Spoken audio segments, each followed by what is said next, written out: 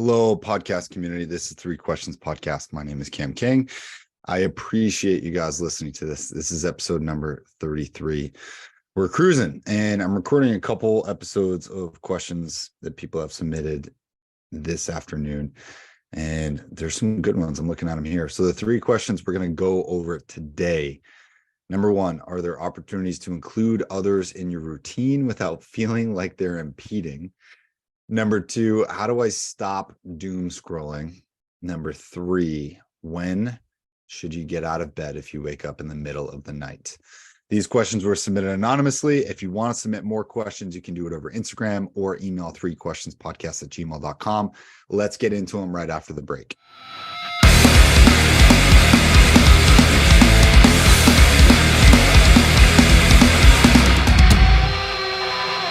Cool. Welcome back. Three Questions Podcast. I just read the questions. This is episode 33. I want to take 1 minute to give a huge shout out to Howie at Appenite. Appenite is a series of companies, but they have a platform called Ads Sciences that runs the best campaigns for Meta. That is Instagram, Facebook, and WhatsApp. And their campaigns, I've seen clients grow exponentially by working with Howie. And I am working with him on getting a couple campaigns set up for myself and a few other things for CK Collective as it relates to that. But I'll get into that stuff at the end of these three questions, and I want to get right into question number one. So let's go ahead. Question number one, what are some, are there opportunities to include others in your routine without feeling like they're impeding? So I love this question, and I have a feeling which one of my clients submitted this because we went over this. And during that session, I asked my client what he meant by feeling like somebody was impeding.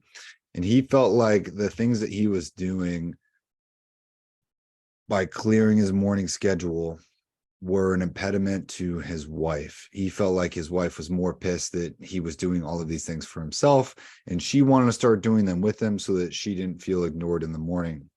And that was a precarious situation to sort of do it.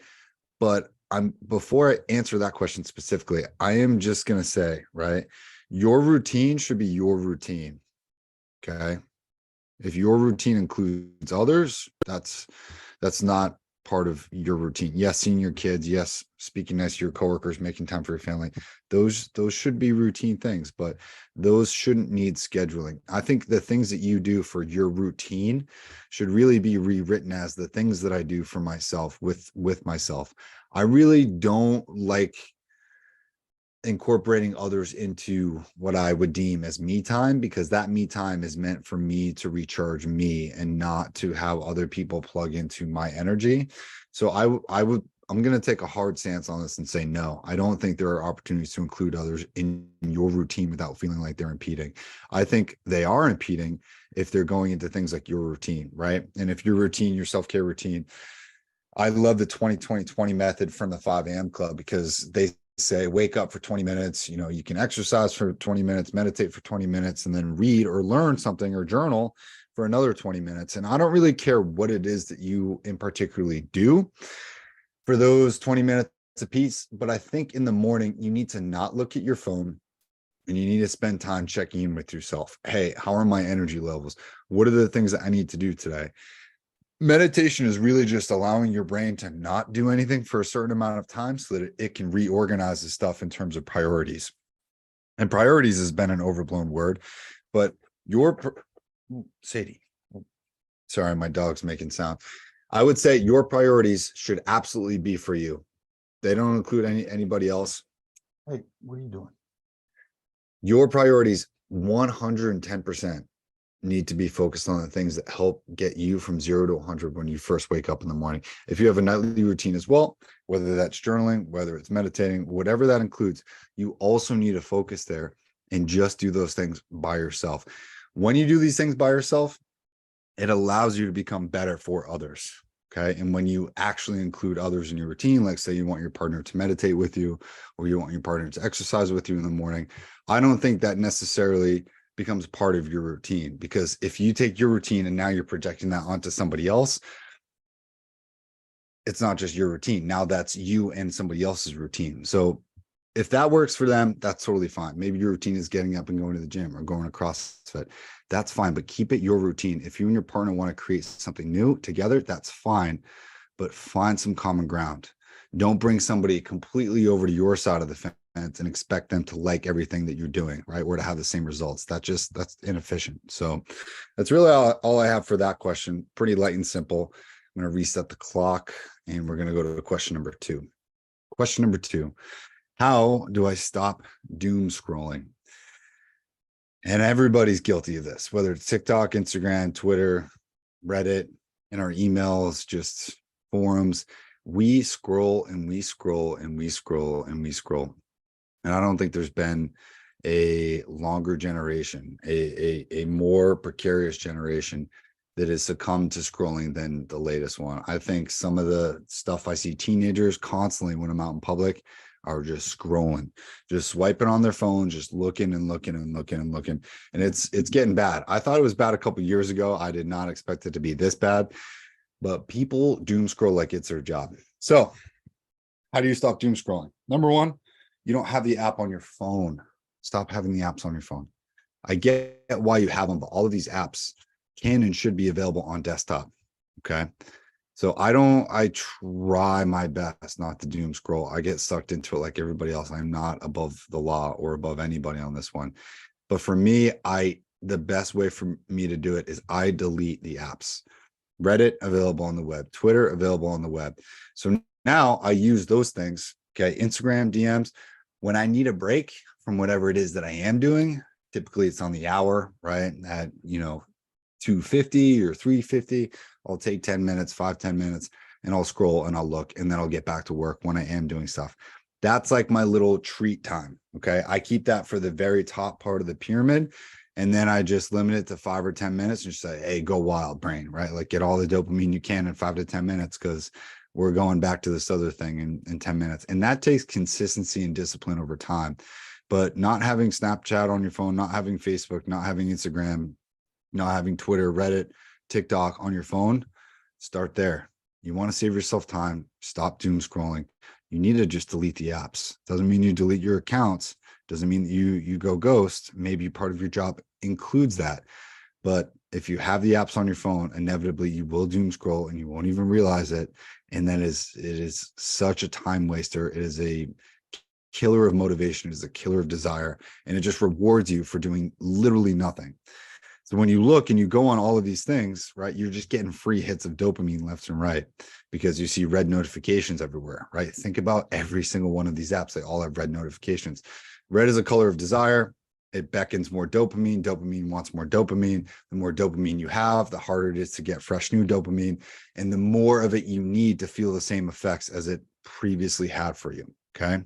Quick reference, 100 years ago, we now get more dopamine hits in a day than those guys did in a whole month or a year even. Okay. So when they would go into a saloon and get a glass of whiskey and hear somebody playing the piano and see a pretty girl, that felt amazing to them. Okay. That was probably like heroin. Now we get so much more dopamine in a day than those guys did in an entire year. Okay. So your ancestors' human evolution has not evolved to the point where we can handle as much dopamine as we're being given. And these happiness engineers, these notification engineers at all these big tech companies, they've known this for decades now, and they've been preying on you. So if you can beat that little habit, if you can understand that little cycle, you can stop doom scrolling. Also, just use it as a reward. Okay. The internet is great. Social media is great, but use it as a reward after you do some productive stuff. Say, hey, I'm going to record 2 podcasts, and then I'll allow myself to go scroll for 10 minutes. That is a very efficient way to do it. Just delete the apps off your phone. Okay. Hitting 4 minutes for that podcast, or excuse me, that question. I'm going to go to question number 3. When should you get out of bed if you wake up in the middle of the night? So this is a great question. I know who submitted this question as well. So if you wake up in the middle of the night, it's because your cortisol, right, the stress response hormone, has spiked. And it means your circadian rhythm is off. If you don't know what a circadian rhythm is, I highly recommend that you Google that. You can try to spell it. I'll let you work through it. And when you check out what your circadian rhythm does, and typically the time that it peaks, you'll understand that cortisol is released at its highest peak in the morning, right? Which means that you feel kind of the most amount of stress, or you wake up typically because you have a high level of cortisol, or your cortisol peaks past a certain other level that I forget what it's called. But that's a point where you wake up, where your cortisol intercepts another line. And that's an important line. I should probably look this up. But I have been waking up at, 2:30, 2:20, and then like 3:15 and 3:30, and then like, 4:14. And I'm like, what is going on? So I recently looked into this because I was waking up in the middle of the night, and it's always so difficult to get out of bed, because when you wake up in the middle of the night, guess what? Your heart is also racing, and you don't know why. Maybe you're having a bad dream. Maybe you're stressed out about money or something at work, or you're leaving for a big trip and you want to make sure that you have everything, or you're just worried about someone. Okay. This has been happening to me lately because I have a very, very busy, challenging summer coming up. And for me, it has been waking me up and keeping me up for a certain amount of time. So to answer the original question, when should you get out of bed if you wake up in the middle of the night? I personally think it's right away. If you wake up in the middle of the night, eyes wide open, I think you should get up, try to take a piss, get some water. And then I always do this. I sit down and I just close my eyes, and I'll try and meditate, put my back against the bed, put my back against the wall, and I just chill. I literally let whatever it needs to get out, just get out. Okay. And I will sit there for 5, 10, 15 minutes. Sometimes I'll time it on my watch, sometimes I won't. But until I feel my head start bobbing to the point where my body is like actually calm down, you just take deep breaths through the nose, out through the mouth, right? Typically 5 to 10 minutes, and then I'm getting right back into bed and I can fall asleep right away. Okay. The other thing I'll recommend to you, if you're watching on YouTube, magnesium citrate. I take 2 of those capsules before I go to bed, about an hour or 2. It works better than melatonin. Okay. I take those, I'll drink water, about an hour, half an hour before I go to bed. And I also stretch. If I stretch, I do 1 minute static hold stretching for about 15 and 20 minutes. If I can do that, I sleep so much easier. If my body is limber when I go to bed, I get all the stress out, my muscles feel relaxed, and I fall asleep so much faster, like 10 times faster. I promise you. It's pretty amazing. So I'll leave that at that. Get out of bed right away, stretch, meditate, right if you need to. Whatever is stressing you out, I feel like you need to address that thing. And if you can address it right there, totally fine. If you get up at 3:30 and you're like, fuck it, I'm going to get 3 hours of work done right now, if that suits you, totally fine. Power through the day, go to bed the next night, sleep 10 hours the next night, you'll be fine.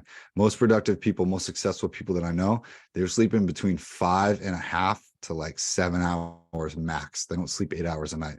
So if you want to be a high achiever, high producer, I think you need to find a sweet spot for you in terms of like sacrificing a little bit of sleep to get more done. But the guys that are getting sub 5 hours in terms of sleep, that's you're killing yourself. You need sleep. So if you have more sleep questions, dopamine questions, doom scrolling, or just including others in your routine questions, please submit those to 3questionspodcast@gmail.com. Or if you're on YouTube, you can comment the questions. I will record these into my hopper that spits them out randomly. You can also submit them anonymously. Even if you want to just submit them on the website, you can go to ckcollective.co and find the podcast tab, submit the questions there. I love when people do that because people submit some really good questions on the website. Also, you can reach me for personal sessions. I have one open spot on ckcollective.co. I just upped my rates, so I'm going to do a last call for discounted rates for the summer to start in the fall. After that, sessions are going to go up to $75 a piece. And then if you buy packages of 10, 20, 30 sessions, you're going to get a discount of 10, 20, 30%, et cetera, and it goes on, right? So check that out. If you have any questions, you know how to reach me. And then CMO for hire, if you're looking to grow your company, build your company in the next year or more, I'm your guy. Go to the CMO for hire tab and read more about that product. And then lastly, Artemaya, ARTIMAIAH, artemaya.com. That is live now. I just purchased the domain. Bunch of cool canvas art, things that I'm creating using Photoshop, AI generated imagery, and really just it's sort of another creative passion project for me. I'm going to make some apparel too. So if you have questions, suggestions, comments, concerns, or custom item products and requests, you can go over there. You can also follow it on Instagram, but all the links should be down below in any of these descriptions, wherever you're watching it. I appreciate you guys as always. And we're on to episode number 34 in the next one. See ya.